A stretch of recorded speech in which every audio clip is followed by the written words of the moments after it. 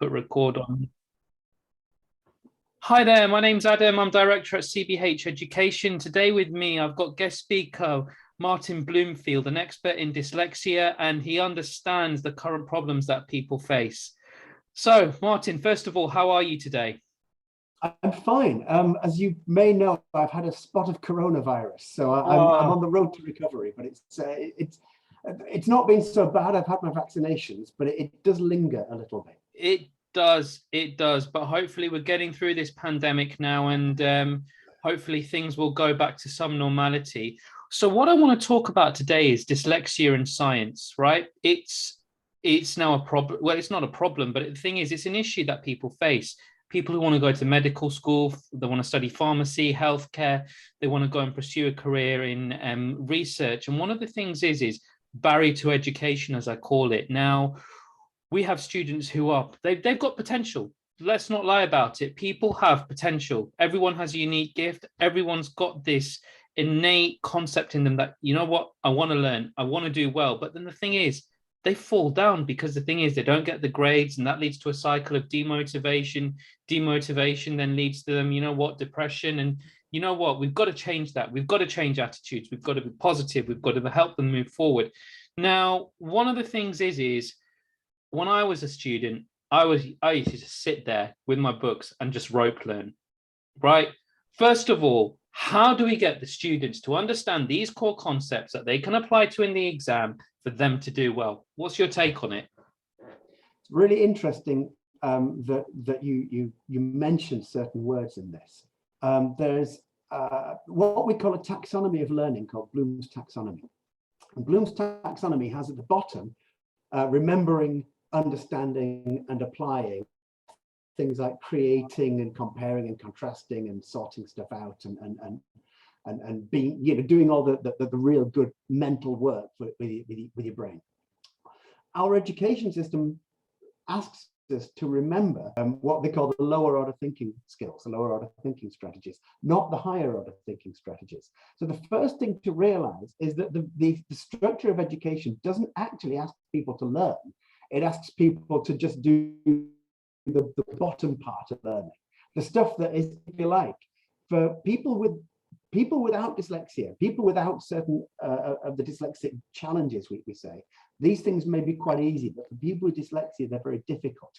So let me give an example. The idea of remembering and applying, this is precisely, effectively, the description of what we call working memory. The idea of remembering and then applying is working memory. People with dyslexia tend to have working memory problems. And so structurally, the education system is structured to disadvantage people with dyslexia from the very beginning, from the absolute beginning. We also know through a ton of research, this isn't just trying to be nice and trying to be kind. There is a ton of research that suggests that people really skilled on things like creativity, the higher order thinking strategies. But these aren't the things we're being tested on, or these aren't the things we're testing our kids on. We're testing them on the things that the dyslexic kids can't do. Now, once we realize that, what we have to do is we have to understand what's going on in school. So if the entirety of school effectively is based upon asking people to learn and then remember and apply, effectively remember and apply, use your working memory, and sort stuff out in the way that they want you to sort it out, which is executive function, which is another a challenge that people with dyslexia have, then from the very moment of education, people with dyslexia are going to be struggling. They're going to be dropping a little bit further behind. Now, there's something we know called the Matthew effect. The Matthew effect, generally speaking, is when the rich get richer and the poor get poorer. So let's just say that people who are not dyslexic, or I hate this word, I'm going to use it, but I hate it, neurotypical. I really dislike the word for a number of reasons. But let's say that neurotypical people find that in a typical lesson, they can learn 3 pieces of information per lesson. Well, if you struggle with working memory, and if you're a slow reader, you're going to learn 1 piece of information per lesson. For every single lesson you have, the neurotypical learners will learn 3 pieces of information. The dyslexic learner will learn 1 piece of information. But it goes deeper than that, because when you're learning more, you're joining more dots and you're understanding deeper.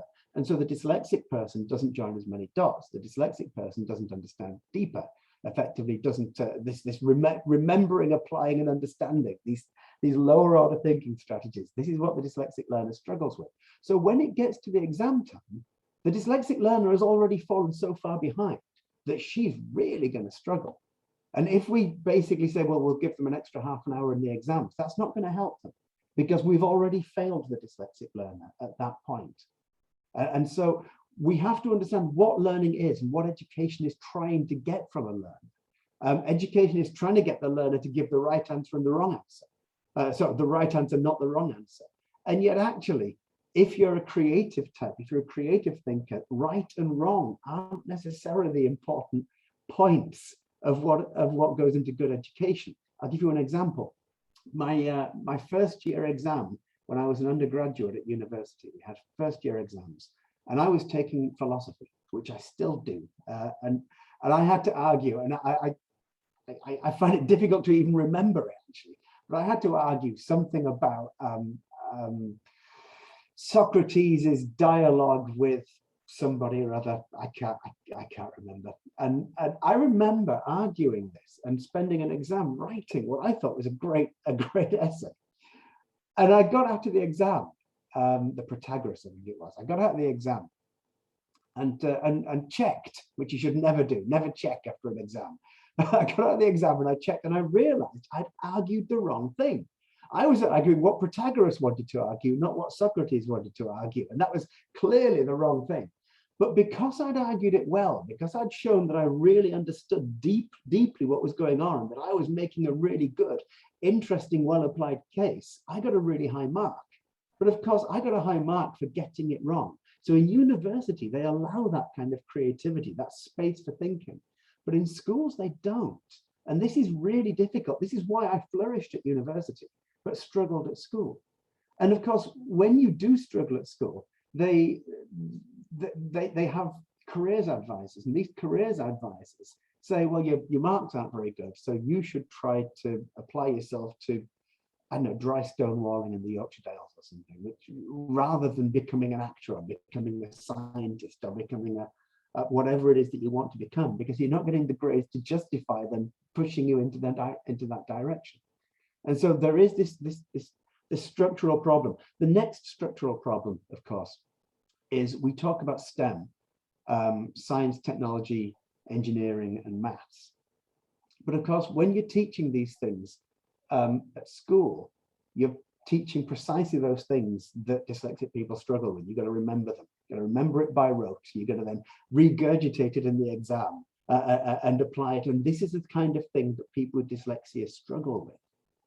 It's not about creating. It's not about seeing deep connections. It's about remembering and applying.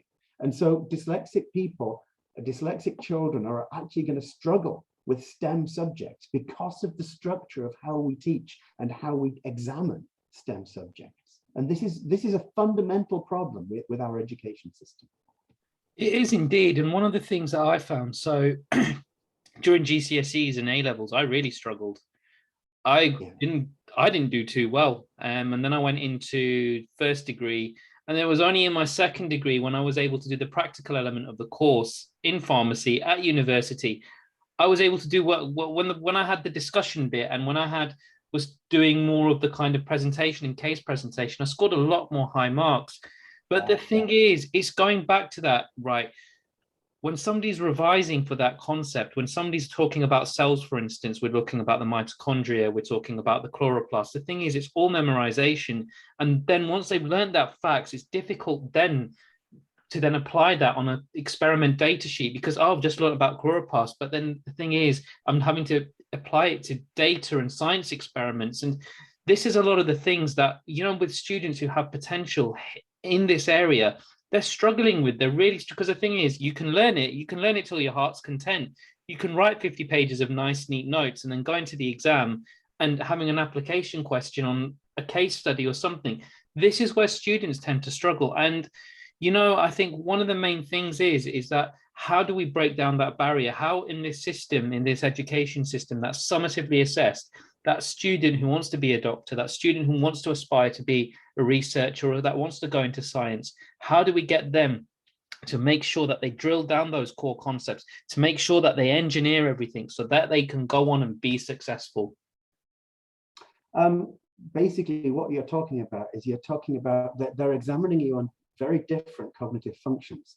So they're asking you to do certain things. They're asking you to remember, and that's one cognitive function. Then in the exam, they're asking you to effectively use your executive function skills to sort out and to prioritize and to put things in order. And this is a very different cognitive function, and they haven't taught you that.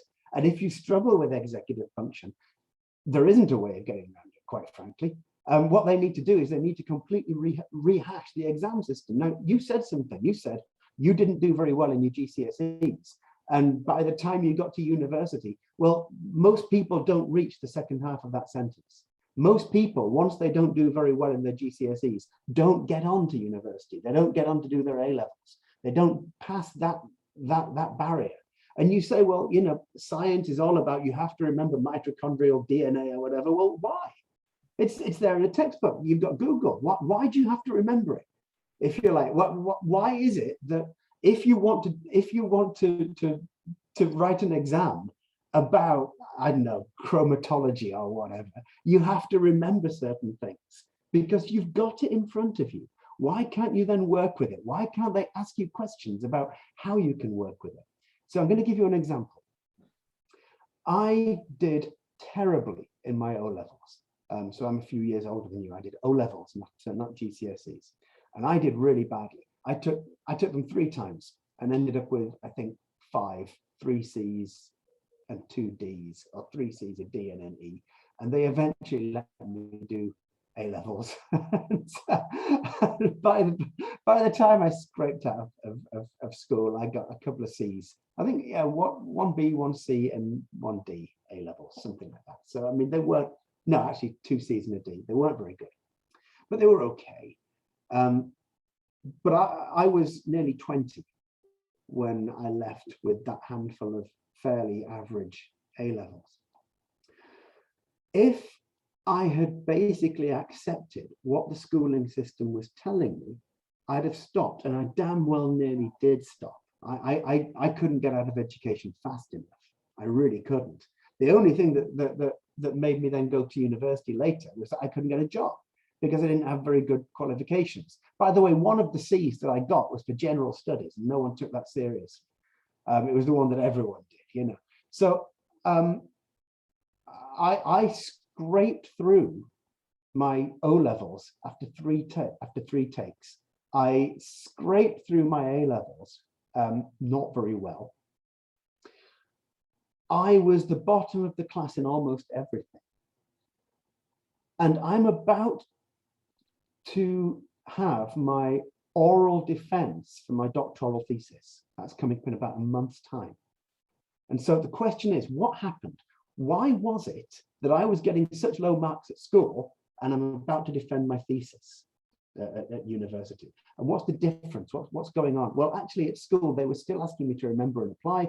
At university, they're asking me to do something completely different. And when they examine me at university, I'm allowed to have my thesis with me. I'm allowed to have all the references that my thesis contains with me. I've got a shelf full of books. You can probably see them back there.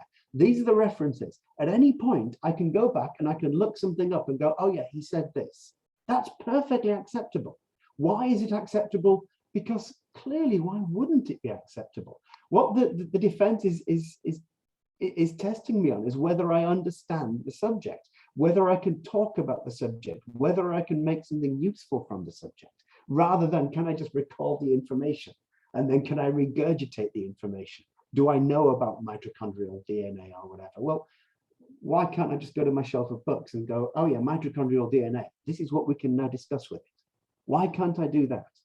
Because as long as the education system insists on testing working memory, and as long as the examination system insists on testing executive function, and as long as the methods of education insist on educating in ways which slow readers and people with working memory challenges will learn slower, then people with dyslexia will never make it to the higher parts of education. Or if they do, it's like me, it's a second, third, fourth attempt. It's after being unemployed for a few years, something like that. The statistics are clear, by the way, and we know from most organizations, there's about 15%, 10 to 15% of the population with dyslexia. You get to higher education, it's 4 to 5% of the higher education population with dyslexia. So it's about a third of the number, if you like, the third of the proportion of people in higher education that you would expect have got dyslexia. And by the way, there's a high dropout rate. So we already know we're placing the barriers before they even get there, before they get to that part of higher education where they can allow their learning to flourish. And this is a challenge that the entire education system has. Yeah, and I went on a similar journey because the thing is, yeah, GCSEs, ADAS, I did okay, scraped through, got my first degree, did very well in the pharmacy degree because a lot of it was a practical element in terms of resources, delivering, you know, you were able to reference. But then when I got to my professional exams 3 times, and it was like, oh my God, it's just like, what do you do? Where do you go? And when you feel like you failed, you have this, you have this kind of feeling that you're not good. You do a lot of self-reflection and you think, why aren't I good? Why aren't I good? And you know what? I could have given up. Okay. I really could have given up. And it was just to a point where I said, you know what? I can do this. And it really took a lot of immense pressure. And we're only allowed to sit this pharmacy exam 3 times. Otherwise, we have to start the course again. And it took an immense amount of pressure, but I did it in the end. And what? Sorry. Yeah, and then I did my extended prescribing course and again failing exams. But then the thing is, persevered, did it again, got to where I got to. But the thing is, you know, when we're talking about dyslexia, this journey is a lot longer. It took me what? So it would take an average student 5 years. It took me 8 years. Yeah. Right. And then the thing is, it's just like, right, why do people have to suffer like this? Right. And then now I'm doing my PGCE, and obviously I'm aspiring now to obviously teach dyslexia, because the thing is, there's a niche there that students need to be supported, right? From the very ground roots all the way over, because the thing is, it's about putting those coping strategies in with them. If you don't understand something, there is support there for you. And I find now that the thing is, we need a sea of change, you know, to encompass dyslexia, because that, you know, there's so much talent out there, especially what we can see with what they call with the neurodiversity umbrella. They're just being deterred away because the thing is, they find the system too hard. So what we know, and something that you pointed out, and you said something very telling. You said that you had to keep trying, you had to keep pushing yourself on.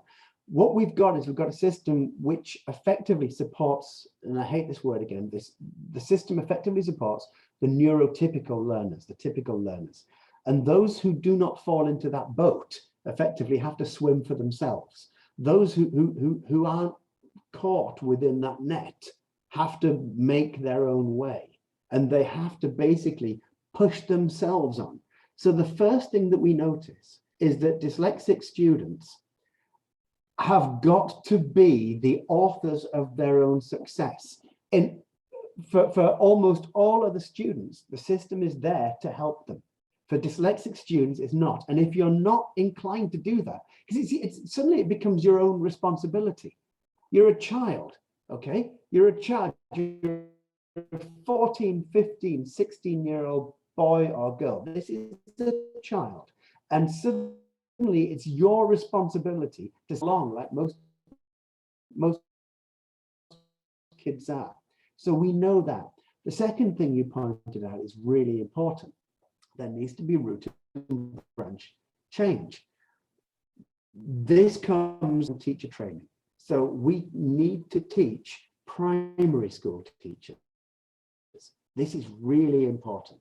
We need to teach primary school teachers about dyslexia. And I focus on primary school teachers because they're the ones that change the attitudes of absolutely all children from the very first moment. There is a ton of research, by the way, synthesized in 2007, 5 different papers that they synthesized. The way that we effectively describe dyslexia has a measurable effect on your educational outcome. So I'm just going to go through 4 different types of descriptions of dyslexia very, very quickly. The first type of description is what they call the patient. That is, dyslexia is a medical condition or some form of learning disability. So this description of dyslexia has a measurably negative effect on people's educational outcomes. Those people who describe their dyslexia in those ways tend not to do very well. And they also have psychologically negative effects as well. So educational and emotional psychological effects tend to be very negative. The second group are what you call the students. These people describe dyslexia as a reading or writing difficulty or as a learning difficulty. Well, again, these students have lower educational outcomes and lower psychosocial emotional outcomes as well. We know this, there's been studies done. The next 2 groups, they're called the hemispherists and the campaigners. The hemispherists look at dyslexia as a different way of processing information, a different way that the brain is built. These people tend to have positive educational and positive psychosocial outcomes. And finally, the campaigners are the ones who look at dyslexia as a political issue, that, you know, we need to change the way the education system works. These people also have positive psychosocial and positive educational outcomes. So what we need to do is we need to teach from the very first moment that dyslexia is not for patients and students. Dyslexia is not about learning disabilities, medical conditions, learning difficulties. Dyslexia is a different way of thinking, and it's for us to change the education system. This starts with the primary school teachers. The second thing we need to do is we need to actually go to the very top. We need to go to the education ministries. We need to go to the governments, because what happens is government over and over again, constantly and consistently demand standardized testing from the schools. Well, if a government is demanding standardized testing from the schools, in a way, it doesn't matter what the teachers want to do, because you've still got to get the kids through these standardized tests. And if these standardized tests are becoming ever more rigorous, then the teaching becomes ever more focused towards getting people through the standardized tests rather than educating them. And finally, we need to talk to school governors and we need to talk to education authorities about how it is that we can engineer education such that in the situation that we have with these standardized tests, such that we can still allow dyslexic and divergent thinkers to get through these standardized tests. So we need to attack it in 3 ways. No, I wholeheartedly agree with you there. And that brings on me to the aspiration, because, you know, as I've reiterated, we've got, you know, it's the aspiration, you want to do something, it's having that positive attitude, it's having your targets. But then the thing is, you fall down on that last hurdle. I'm going to do well in my exam. I'm going to do well in my exam. And your thing is, you build up that emotion. I'm studying really hard. I've revised every day. I've done a timetable. I know all the content. And then it's D-Day. I've done all the past questions. I've gone through the mark schemes. And then you arrive at the exam and you think, you look at the first 2 questions and you feel deflated because you can't apply it. And it's now taking that negative experience, because the thing is, we build coping mechanisms. We can either sink or we can swim. I decided to swim because, you know what? I wanted to change my life for the better. I wanted to instill confidence in other people that they can do it. If I can do it, anyone can do it. No matter 3, 4 times, it's done. You've sat it, you've done it, and you've accomplished it. Because the thing is, then you become a mastery of that exam. You've accomplished a fear. And I think this is what I found, obviously, with dyslexia itself. It manifests, yes, we're building coping strategies, but you know what? We look beyond that and we then start to, it's like a puzzle. We solve that puzzle, we solve that algorithm. And once we've solved that algorithm, then there's nothing stopping. There's nothing stopping the students, honestly. And even students that I've taught who have sat the A-levels, oh, Adam, it's difficult. It's not difficult. You can push yourself. You can do it. And it's once they've got that confidence and they know what they're doing, it's like the penny drops and everything comes together. So what they're saying, when they say, Adam, it's difficult, difficult. What they're really saying is, Adam, it's always been difficult. In 1968, I think it was, a man called Seligman gave us this theory called learned helplessness. Learned helplessness comes in 3 sections. It comes in, I'm going to get this wrong because my bad working memory, it comes in contingency, it comes in cognition, and it comes in application or activity, behavior. Effectively, what this means is the contingency is, if this happens, then this will happen. That is, if I'm put through an exam, then I'm going to fail. And when we teach kids to fail, then that contingency becomes cognition. So effectively, you know that you're not very good at exams. You know that you're not very good at school. So think of it a little bit like an elephant, a baby elephant. You can tie a baby elephant with a chain to a pole, and the baby elephant's not big enough to escape that pole. As the elephant grows into a big, big elephant, a bull elephant, he or she could easily break that pole, easily. But she's already learned that she can't get out of the pole. So she's unable to break the pole, psychologically speaking. What learned helplessness does is it means that the contingency in the cognition is that we go through exams, we go through learning, and we realize that we can't. We come to learn that we can't. So that in the next instance, when we're given the next exam, we can't. Because psychologically, we think we can't. Subconsciously, we've been taught that we can't. Now, what teachers need to do, therefore, and this is really key, teachers need to recognize that. Teachers have been taught how to teach without being taught how to help people learn. And if they can understand that a child who is not doing well in exams probably isn't doing well because that child has been taught that she's not able to do well, and that a teacher can actually break that chain. The teacher can help that child understand that this exam is different from the last one, or that actually, no, it's not the same situation. You can do this. If the teacher can help with that, then this will help the students learn, and it'll help the students get through exams. But if you go through a lifetime of school getting low grades, if you go through a lifetime of school finding that the reading's a bit too much, if you go through a lifetime of school with your teachers telling you you could try harder, then by the time you get to an exam, you've already lost. It's like if you're a boxer and you're playing mind games with your opponent, and then by the time that opponent gets to the ring, he's already lost. He's not going to beat you because you've psychologically beaten him already. Well, that's what's going on in school. People are being psychologically crushed by a system that tells them that they can't. And teachers are not trained well enough to identify the causes of that and to be able to intervene. So teachers are not trained in the interventions to break that cycle of learned helplessness.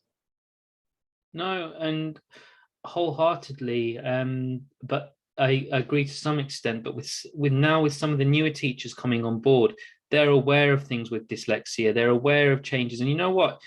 I've seen some in the classroom making a real positive impact, because you know what? They don't want to just teach, they want to engage with their students. You know, they want them to do well, because it comes down to motivation as well. It's like a dual thing. If the teacher's motivated and if the student's motivated, you've got an atmosphere of positivity, and that positivity then rubs off on the students. That rubbing of positivity gives confidence, and when you get a little bit, especially with dyslexia, when you get a little bit of confidence, you take that mile, you run that extra mile, and you know what? You then start breaking the cycle, and you start putting compartmentalizing things into smaller chunks, not like one big textbook, you see. And then you start understanding, right, this is how things are structured. And when we get that structure, when a dyslexic student understands the concepts in that structure, when they understand how the structure is applied in the exam and identifies similar questions and patterns that come up, that's when you breed success. That would be great. But I mean, I give teacher training for trainee teachers and for teachers. And you're absolutely right. But this is why we need to attack the education authority, not attack, but we need to target the education authorities, because it's these people, the education authorities, the governors, the colleges and the universities, the number of colleges and universities that actually do serious neurodiversity training is really low. really low. And we say, oh, now teachers are coming through, but actually we're talking about dribs and drabs. We're talking about drops in the ocean. And yes, you're really lucky, you're really fortunate if you're one of those kids who gets a teacher who's gone through that. But most of the time it doesn't happen. Most of the time still it doesn't happen. I talk to teachers all the time, and yes, they've gone through neurodiversity training or dyslexia training maybe, and it's been an afternoon, or it's been a couple of afternoons a week, maximum. This isn't enough. And it's not enough, by the way, because most of the time when teachers get this neurodiversity training, get dyslexia training, they're taught about phonological processing. The majority of teachers, there was a study done not that long ago, that I think only 4 or 5% of teachers could identify phonological processing as key to dyslexia. Most teachers identify dyslexia behaviorally, that is by identifying kids not learning very much. So they were already identifying kids as those with a learning difficulty. That description of dyslexia, which puts a negative trait on dyslexia. A lot of teachers thought still dyslexia was a visual thing, seeing words moving around, which it isn't. And so what we're facing is this, it's almost like the worst of possible worlds in certain respects. I mean, it's a great move forward. We are getting a movement towards more teacher training in dyslexia and autism and ADHD, etc., etc. But we are in a position where enough teachers are being given not enough information that the powers that be believe they're doing enough. And so if enough teacher training colleges give a couple of afternoons or or maybe one module on dyslexia, then that is seen as enough. But actually, no, we need more than that, because we've got 15% of the kids that they're going to be dealing with are going to have dyslexia. 15%. This is going to be comorbid with other conditions such as ADHD, such as autism, such as auditory processing disorder, such as all of these different things, such as Ehrlich syndrome, which is when words move around. And so there is this lip service paid. And this is a desperately difficult situation that we're in at the moment, because what's happening is that, yes, the movement is there, but we need people to realize that it is a movement. We're not in the position. We're moving towards a better position. And so, yeah, I agree with you. When you get teachers who know this, it's wonderful. It's beautiful to see. It really is a beautiful thing. I've been to a school in York where they are very neurodiverse aware, and they are very aware of how kids learn. I actually cried a little bit. And now I shouldn't say that, but tears came into my eyes. I mean, I wasn't bawling my eyes out, but tears came into my eyes because I'd been to that school when I was a child, and it had crushed me. And I saw the change, I saw the difference, and it's a beautiful thing to see when it happens. You're absolutely right, yeah. And it is about delivering change, and it is about support, and it is about things. But I think one of the take-home messages that I've found with dyslexic students is the ones that I've taught and the ones that I've mentored and supported, both in A-level biology and in my in pharmacy studies as well, is that the hope is you should never give up on your aspirations, okay? And that hones in very true from my experience and other students, because the thing is, once they have put that positive attitude and that reinforcement in, and an idea that, you know what, I may have to resit, that gives them then that safety net, right? I'm not going to do too well, it doesn't matter, I'm going to take it as a learning experience rather than a negative experience, and use that to drive myself forward. And you know what, it does work wonders with some students as well, because the thing is, it's not, you can have the fear of failure. It's okay to fail, okay? I mean, we've got a society, we've got students that do fail. It doesn't matter. The thing is, you're always going to have that chance. And and again, I repeat that message, but perseverance is the key to success. Absolutely agree. Absolutely agree. Although I think that I'm a little bit nervous about saying it's okay to fail, because for a lot of kids, it isn't. For a lot of kids, failing is a psychologically crushing thing. And it can lead to, look, I mean, here's an example, and this is an extreme example, very extreme example. And it's not what you're talking about, but just to draw this extreme and then draw it back. In Korea, there's a bridge. And this bridge, and I learned this from having a conversation with a woman called Pia, who's a very interesting woman. She's an educator, and she understands dyslexia from a number of cultural backgrounds. There's a bridge in Korea, and on this bridge there are pictures of teddy bears and there are pictures of dogs to stop young children throwing themselves off to their death. Now, this happens because kids throw themselves off that bridge because the education system demands success, and failure can be so psychologically and emotionally crushing for them that you get generations of children killing themselves.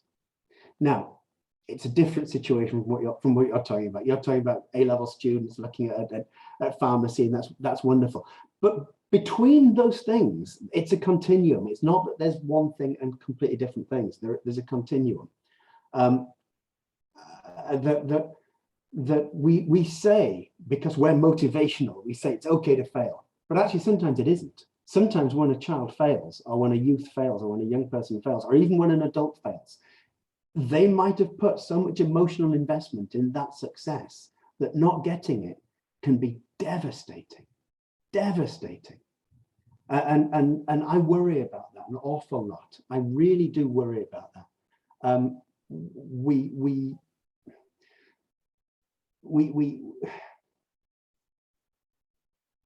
A lot of mental health issues are catalyzed by events. One of the events can be failure, and I've seen it very close to me. People undergoing severe mental health trauma and the after effects of that, which can lead to very serious consequences indeed, very, very serious consequences. So I think you're right. I think what this idea that not succeeding, that stumbling, that falling at a hurdle isn't a bad thing, is something which it's a deep thing, and it takes a long time, but you're absolutely right. To be able to get people to feel like that is really, really important. The worry that I have is that if you've grown up through school and you've gone to school as a 4-year-old, as I went to school, or a 5-year-old, or however young you are when you go to school, and you have a history of failure, I don't know what that might feel like again. I mean, I know what it felt like for me, and it was hard, really hard, and I'm sure you have very similar. That again, another failure at O-level is hard. And that you start setting your sights low, you start setting your sights on D's. If I can get a D, that's not a bad thing. And what you're doing is you're looking at yourself as the best you can get is mediocrity. And that does something deeply damaging to a child.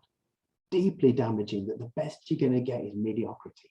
And one of the questions we've got to ask is how we can get past that, how we can break that fear of not even the fear of failure, how we can break that belief of failure, because so many kids have got this belief that they are failures, and I don't know how to say to these kids it's okay to fail, because they've gone through a lifetime of it not being okay. They've gone through a lifetime of looking at themselves so negatively that it builds up and it builds up and it builds up. And I don't know what to do about that. I wish I did.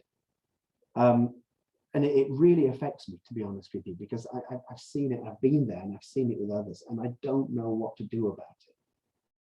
Yeah, and I think one of my take-home messages is, yeah, when I failed, it was like, oh my God, what has happened? But it's really going down to the psychological aspects of it and really developing positive reinforcement.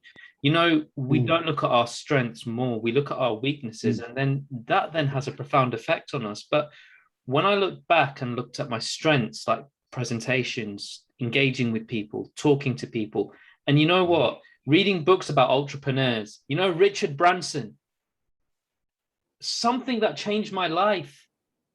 It was, you were dyslexic, you did it. And you know what? That's where I got my inspiration from. And, you know, and then obviously when you think, right, Richard Branson can do it, and he had nothing, he started with zero, and you read that story and then you can relate to it, and then it inspires you. and then it drives you. And you know, a lot more with, we can get the role models, you know, the role models that have started with nothing, businesses from scratch. I've gone to university and I've failed. You know what? It's bringing that out more, and this is something that will inspire. Because the thing is, at the end of the day, you want to, like Richard Branson now has got, he's got a big airline, he's got a big company, he's involved in so many businesses. But the thing is, that itself is positive reinforcement. And also, it's especially for people who are dyslexic, is finding that right role model to assimilate to. And unfortunately, when we're looking at the wider reading, and even when I was at school, I didn't read many autobiographies, but when I started looking in different autobiographies, I thought, you know what? Some people have had it a lot worse than me, but they have still done very well for themselves. And it goes back to that narrative of, you know, looking at yourself and looking at your talents, looking at what they've done and how to build that relation and how to build that bridge, then to move forward. Yeah. And this is why I think that we have to allow, or we have to enable teachers to be able to be that intervener effectively, to be able to help with those positive interventions. It's a difficult job because teachers have got a lot to do already. They're overworked, underpaid, overstressed. They've got so much to deal with, and yet we need to help them somehow. In teacher training colleges, we need to help them, help kids overcome the psychological traumas that they'll have gone through as prepubescence. It starts in prepubescence. And so we've got to be able to help them to intervene and to change their views of themselves. Because, I mean, as you say, I mean, yeah, I think we might be among the lucky ones that we've been able to bootstrap ourselves, pull ourselves up, to look at ourselves and go, no, I can do this. But a lot of kids can't. And so we've got to be able to get that intervention from the teachers. No, and definitely. And I think obviously on the closing thoughts, I think for those students who are struggling, you need to talk to somebody, okay? Whether that's a peer, a teacher, do you know what? You need to, a lot of kids don't go for help. It's just, it's about going for help. It's parents, teachers, you know, college, do you know, whoever you can talk to, whoever you can relate to, you know what? There's no harm in asking for help. It's not a crime. Asking for help is probably some of the best things you can do, because you talk to somebody, you're able to get new ideas, you're able to see things from a new perspective rather than seeing it from your own vision. And again, it resonates. I used to talk to my teachers, I used to talk to my parents, I used to talk to my friends, and then I just used to, and you know what, then that formed the basis of, you know what, I can do this. Because you then start seeing things from different viewpoints, and then you learn more about yourself. Support mechanisms and support networks in schools. It's like, I never had that at school. Wouldn't it have been wonderful to have had some kind of support network, or to have some roots to talk to somebody without feeling like you were a failure? Yeah, and now obviously as I'm doing my teacher training, I see a lot of it now. There is help out there now. There is help. There's support clubs. There's a lot more that does go on. And you know, obviously in a couple of schools that I've worked in, for instance, they've really embraced it. They're trying to embrace change. They're trying to make sure that students are supported to the best of their ability. And I think obviously, with just concluding, to be honest with you, dyslexia, yes, it is a learning impediment, but one of the things that you can take home from that is, if you believe in yourself, if you want to do something, you go out and succeed, right? There's nothing stopping you. And you know what? Talk to people, meet people, go out there, read. Do you know what? The opportunities are endless. And concluding thoughts from you, Martin. I think it's a beautiful thing to hear, and I genuinely mean this. It's a beautiful thing to hear this, what you're saying, to hear the positivity, and if I can say this, I hope you don't mind me saying this, the love that's clearly coming from you. I think this is one of the most wonderful things to hear, and to see that this is what's effectively filtering into to the teacher training, to our educators rather than the education system necessarily, but to the educators. It gives hope. And the more people can hear this, the more people can listen to somebody like you talking about love, talking about inclusion, talking about support, talking about looking at yourself in a positive way. The more people can hear that, the more success we can get. And I can't explain or express enough the hope that somebody like you can actually give. It's the most amazing thing to hear. And I think, Martin, I don't want anyone to go on the journey that I went on, right? It's like you're on this tangent. One minute you're success, and the next minute you hit rock bottom, then you go back up. I want students to be like this. So they have a little bit of a dip, then they go up, a little bit of a dip, then they go up. But the thing is, we can't have, all dyslexic can't have this positive correlation, okay? But what they can have is they can have this kind of, you know what, I've got a little bit of a dip, but the thing is they're able to self-reflect really, really quickly, right? Yeah. Right. I don't understand this. I need to go and see my teacher, right? I need to go and see them. They can explain it in layman's terms to me. This is what and this is what I want to create for biology. I want to create something that's so innovative that people have. Like if I don't understand a topic or something, a quick 5-minute video, here's your core concept. This is what you need to know. This is what you need to do. And you know what?